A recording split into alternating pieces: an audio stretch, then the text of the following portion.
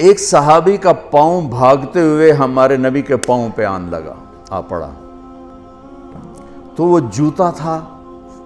جنگی جوتا، ہارڈ قسم کا، تو آپ کو تکلیف ہوئی، تو آپ کے ہاتھ میں ایک چھڑی تھی، آپ نے اس کو بھاگتے کو یوں ماری، کہا اوجعتنی، سوٹا نہیں تھا، چھڑی تھی۔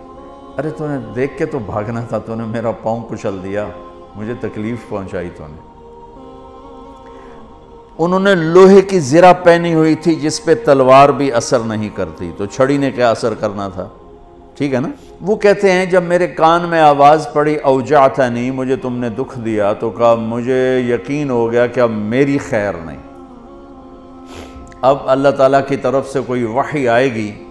میری تباہی بربادی کا فیصلہ سنائے گی۔ کہ رات میں سو نہیں سکا، ساری رات جاگتا رہا۔ فجر کی نماز پڑھی تو اعلان، اپنے خیمے میں پہنچا تو اعلان ہوا جس شخص کا پاؤں اللہ کے نبی کے پاؤں پہ آیا تھا وہ حاضر ہو جائے، جس کا پاؤں نبی کے پاؤں پہ پڑ گیا تھا وہ حاضر ہو جائے۔ کہنے لگے، میں نے کہا لے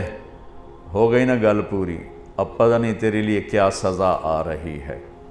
کہ میں ڈرتے ڈرتے پہنچا، آپ تشریف فرما تھے، آپ نے مجھے دیکھ کے تبسم فرمایا اور فرمایا کہ میرے بھائی کل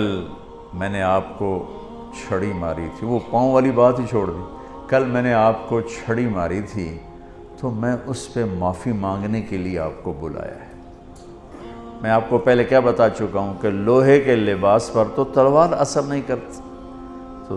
چھڑی کیا کرتی؟ کہ میں ایک تو آپ سے معافی مانگنی ہے اس لیے آپ کو بلایا ہے، اور دوسرا کیا، یہ ذرا سننے والی بات ہے، اور دوسرا وہ جو میں نے آپ کو چھڑی ماری تھی اس کے ازالے کے لیے میرے پاس ایک ہی تجویز آئی ہے ذہن میں، اللہ نے ڈالی ہے، یہ میرے پاس 60 اونٹنیاں ہیں، میں آپ کو گفٹ کرتا ہوں، لے جائیں۔ 60 اونٹنیاں، عرب کی سب سے قیمتی متاع اونٹنی تھی، اونٹ بھی نہیں، اونٹ سے تو آگے نسل نہیں چلتی نا، اونٹنی بچے دیتی ہے، تو 60 اونٹنیاں اس کو دیں ایک چھڑی مارنے پر۔